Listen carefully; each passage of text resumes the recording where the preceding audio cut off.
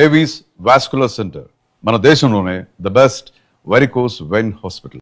నమస్తే బాలు గారు. నమస్తే అండి. ఎలా ఉన్నారు? గుడ్. సో బాలు గారు అనగానే మా అందరికీ గుర్తొచ్చేది ఏంటి అంటే షాక్ అయ్యారా? అదే కదా. ఎస్, యాక్చువల్గా ఎప్పుడు నవ్వుతుంటారు, ఇవన్నీ తర్వాత మాట్లాడదాం. అసలు ఫస్ట్ మీకు ఈ బిగ్ బాస్ అగ్ని పరీక్ష సీజన్ 2 ఆపర్చునిటీ ఎలా వచ్చింది చెప్పండి. అంటే ఇన్స్టాగ్రామ్లో ఫామ్ వచ్చింది, ఫిలప్ చేసుకోండి, ఒక వీడియో పెట్టండి అగ్ని పరీక్ష కోసం. అలా అంటే నేను ఒక 2 వీడియోలు పెట్టాను. ఫామ్ ఫిలప్ చేసి పంపించాను ఇన్స్టాగ్రామ్లోనే.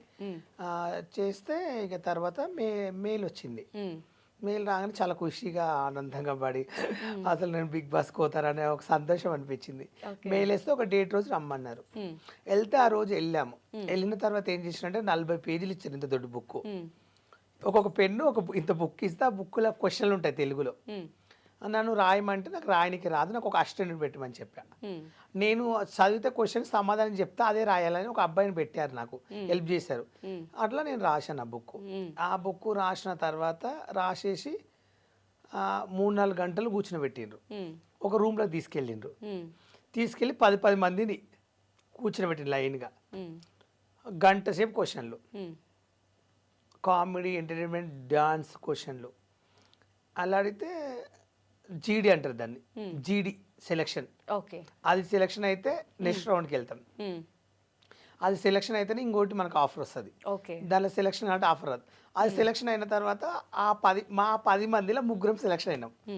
నేను, బోడుప్పల్ ఒక అబ్బాయి, ఇంకొక అమ్మాయి మోడల్, తను మేము 3 సెలెక్షన్ అయినాం. వాళ్ళకి ఏం చేసిరంటే నెక్స్ట్ 7 days తర్వాత ఒక మెయిల్ వస్తుంది.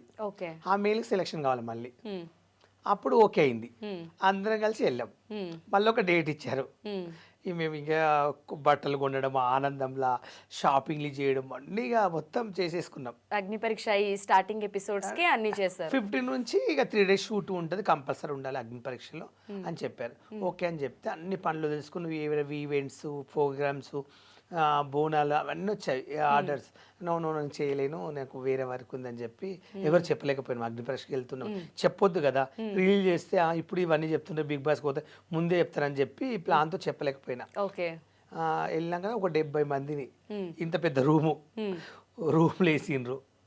వేసి ఒక్కొక్కరితో 2 ఫోన్లు, వాచీలు చేతికెట్టుకుని అవన్నీ తీసుకుని కవర్లో పెట్టి ఒక్కొక్కరు టైం కూడా మీకు తెలియదు, అక్కడ తెలియదు. 8 o'clock తీసుకెళ్లి ఒక రూమ్ వేస్తే నైట్ 12 గంటల వరకు ఉండాలి. అవును, అలా 3 రోజులు ఉన్నారంట కదా.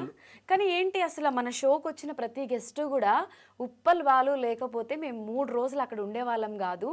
అసలు మార్నింగ్ నుంచి నైట్ వరకు కూడా సేమ్ ఎనర్జీతో ప్రతి ఒక్కరిని నవ్విస్తూ ఎంటర్టైన్ చేస్తూనే ఉన్నాడు. ప్రతి ఒక్కళ్ళు సీరియస్లీ నిజంగా ఇదే మాట చెప్పారు. నిజంగా ఆర్ట్ఫుల్గా చెప్తున్నా, నేను అబద్ధాలు అసలు ఆడను, నాకు అలవాటు కూడా లేదు.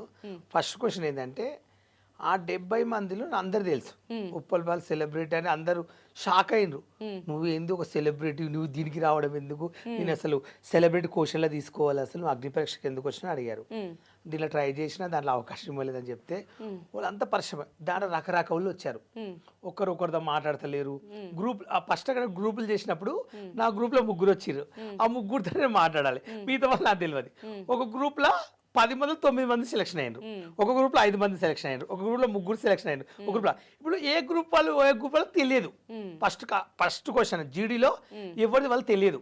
అక్కడికి వచ్చినాక ఒకరి ముఖం ఒకరు చూసుకుంటారు అందరూ. ఎవరితో మాట్లాడినట్టు కూడా భయపడుతుంది. ఝాన్సీ అని ఒక అమ్మ వచ్చింది, రైతు బిడ్డ అని ఆమె పాటలు పాడుతుంది. తన సైలెంట్గా వచ్చింది, ఎవరు పట్టించుకుంటలేరు. ఉప్పల్ వల్ల నేను బిగ్ ఫ్యాన్ అన్నా, నీకు నువ్వు రావడం ఏంది, అసలు నేను లైఫ్లో నేను చూస్తాను చూడు అనుకున్నా, నిజంగా నా టిక్ టాక్ నుంచి నువ్వు అంటే పెద్ద ఇష్టం నాకు తెలుసా అన్నది.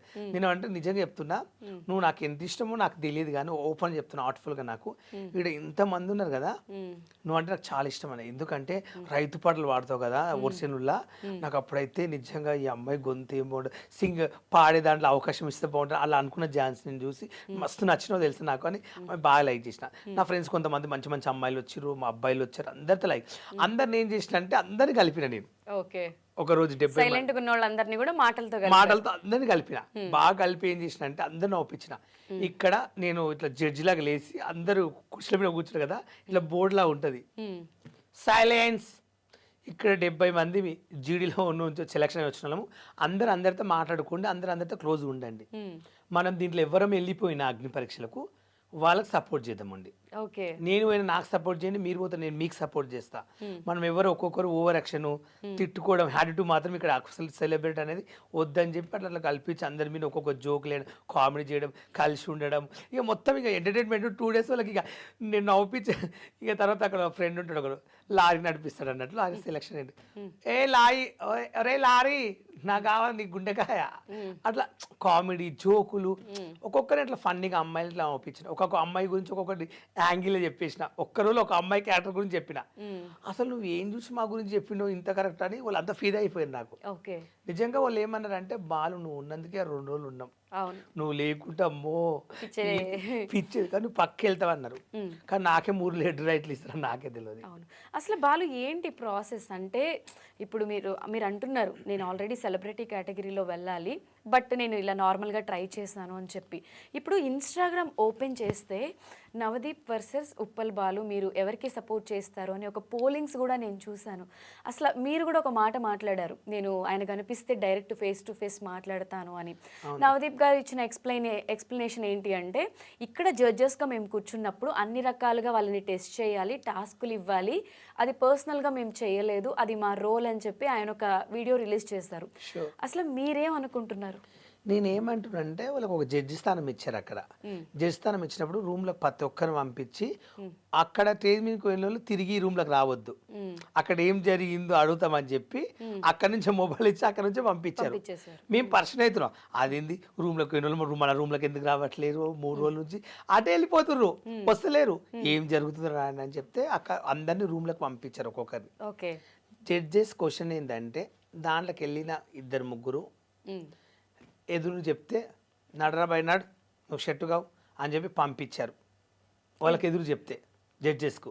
ఇదంతా టెలికాస్ట్ అయినాయా? ఆయనే కదా, ఓకే, రిలీజ్ కూడా అయినాయి కదా, ఓకే అయినాయి. నేనేం చేసిన అంటే, అంత పెద్ద షో 2 కోట్ల మంది చూస్తారు మా టీవీ బిగ్ బాస్ అంటే, చూడనోడే లేదు.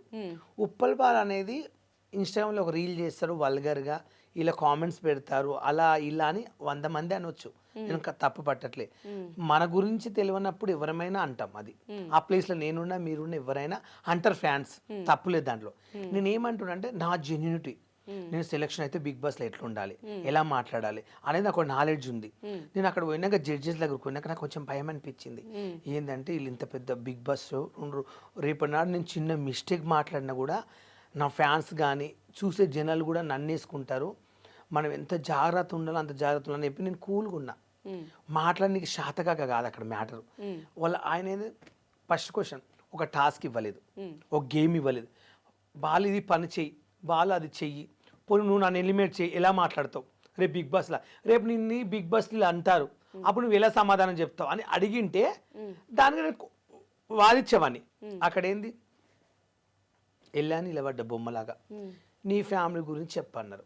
నేనేమని చెప్పానంటే, నాది ఇలా, మా అన్నయ్య ఇలా, మా అన్నయ్యకి 3 ఆడపిల్లలు ఆటో నడిపిస్తారు, మా చెల్లికి 3 కొడుకులు, మా బావ కార్ డ్రైవర్, మా చెల్లెలు ఇండ్లలో పనిచేస్తుంది, మా నాన్నగారు చనిపోయారు, మా అమ్మగారు ఉంటారు, మా అక్కకు భర్త చచ్చిపోయిన ఒక కొడుకు ఉంటాడు.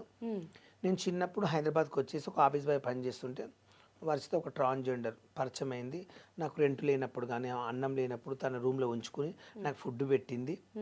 అట్లా అట్లా కొన్ని రీల్ చేసుకుంటా, టిక్ టాక్ వస్తే అలా రీల్ చేసుకుంటా, సారీలు కట్టుకుని కొత్త యాంగిల్ చూపించాలి, జనాలు కొత్త యాంగిల్ చూపించాలి, కొత్తగా చూపించాలని చెప్పి నేను అదొక ఫీల్డ్ ఎంచుకున్నాను. నేను ఆ సారీ కట్టుకున్నాను అంటే ఒక ఫీల్డ్. ఇప్పుడు ఈ బట్టలు ఉన్నాయి, రోజు జనాలు ఇట్లా చూస్తున్నారు, 1 year చూసారు, 2 years చూసారు.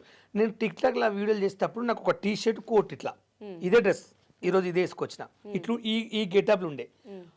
కొత్త వాళ్ళు రోజు చూసి 1 year అవుతుంది ఇదే కనబడుతున్నారు, వాళ్ళు కొత్త యాంగిల్ చూపించడని జనాలు అనుకుంటారు. ఆ టాక్ నాకు తెలుసు మా ఇంట్లో. కొత్తగా చూపిద్దామని చెప్పి ఒకరోజు పంజాబ్ డ్రెస్ వేసుకుని చేసిన, డిఫరెన్స్ కనిపించాలని. ఇంకొక రోజు సారీ కట్టుకుంటే ఎట్లుంటానేమో అట్లా కట్టుకున్నా. అది ఎందుకు కట్టుకున్నా అంటే, నా ఫ్యామిలీకి 1 రూపీ వస్తుంది, మాకు తినడానికి అన్నం లేదు, రెంట్ కట్టుకోనికి ఇబ్బందిగా ఉంది నా పరిస్థితి. నిజంగా చెప్పండి, హైదరాబాద్ నుంచి మా ఊరు వెళ్ళిపోదామని ఏడ్చిన రోజులు ఉన్నాయి. అంటే 2 days ఫుడ్ లేక నీళ్ళు తాగి వండుకున్న రోజులు ఉన్నాయి రూమ్లో. ఫుడ్ లేక నీళ్లు తాగి నీళ్ళు తాగి ఓకే, అంటే టిక్ టాక్స్ రీల్స్ చేయకముందు చేయకన్నా ముందు కొత్తలో నేను వచ్చినప్పుడు ఎంటైర్ ఫ్యామిలీనా లేకపోతే మీరు ఒక నేను ఒక్కని సింగిల్కి ఇక్కడ ఒకరింట్లో పని చేస్తుంటే వాళ్ళు ఇట్లా ఏదన్నా అంటే కొంచెం మనం తట్టుకోలేక నేను చేయనండి, మీకు ఇష్టం లేనప్పుడు ఇంత పని ఎక్కువ పని చెప్తే నేను చేయనండి. సపరేట్ రూమ్ తీసుకుంటే అప్పుడు రూమ్ కట్టుకోవాలంటే నాకు డబ్బులు లేవు, మనీ ఉంటేనే కట్టేది. అట్లా ఇబ్బంది పడి చాలా ఏడ్చేది. ఇక నా ఫ్రెండ్ ఊకే నా ఎలిబినగర్ పోతే కూడా ఆటోకి నాకు 10 రూపాయలు అయ్యేది. 5 రూపాయలు రానికి 5 రూపాయలు 10 రూపాయలు, ఓకే అదొక ఇబ్బంది. మళ్ళీ ఒకసారి దొరకకుండే బస్కి వచ్చిన ఒక 20-30 రూపాయలు అవుతుండే. అవి రోజు నేను తన దగ్గరకు పోయేది వచ్చేది. పొద్దుగాల పోతే నైట్ వచ్చేది. ఒకసారి రాకుండా అక్కడ కూడా పండుకునే వాడిని. ఇక ఫుడ్ పెట్టేది, పచ్చళ్ళు చేసేది, ఆమె దగ్గర కొంతమంది ఉండేది, బాగా చూసుకునే వాళ్ళు. నేను తన దగ్గర మంచిగా ఉండేది. తన అడుకునికి వెళ్ళినప్పుడు వెళ్ళేసి వస్తే తను వచ్చేవాళ్ళు, తన రూమ్ క్లీన్ చేయడం, తన బట్టలు విండడం. అట్లా నాకు మంచి ఫ్రెండ్ దొరికిందిరా, అన్నం పెడుతుంది, నీకేమైనా కావాలంటే హెల్ప్ చేస్తాను, అట్లా చూసుకుంది. నాకు కొంచెం మంచిగా అనిపించింది అని తన దగ్గర నేను ఉన్నాను. ఈరోజు ఈ స్థాయిలో ఉండడము, సెలబ్రిటీ. ఇప్పుడు నేను రేపు బిగ్ బాస్కి వెళ్ళినా నేను ఏదైనా ఓపెన్ మైండ్గా చెప్తా, నాకేం సిగ్గుపడనీకి లేదు. ఇది ఇప్పుడు నేను ఒక సెలబ్రిటీని కదా, ఒక మనిషిని చీప్ నాకు అక్కర్లేదు. అలా మెయింటైన్ చేసుకుంటే అలా తిరుగుతూ తనతో ఒక ఆఫీస్ బాయ్గా చేసుకుని సెట్ అయ్యి కొంచెం 6,000కి ఇట్లా పని చేసుకుంటే అట్లా సైనం.